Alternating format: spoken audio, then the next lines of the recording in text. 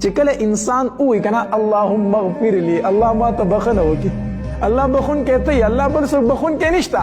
وی کله چې انسان دا وایي کنه الله تبارک وتعالى په خندا شي، الله تبارک وتعالى او خاندي او فرشتو ته وایي اے فرشتو زما دې بنده ته هم پته شته دی چې زما نه علاوه بل څوک د ګناه بخون کې نشته، ځکه خو زما نه بخښنه غواړي کنه. الله تبارک وتعالى په خندا شي څنګه چې داغه د شان سره ښایي، الله خوشاله شي.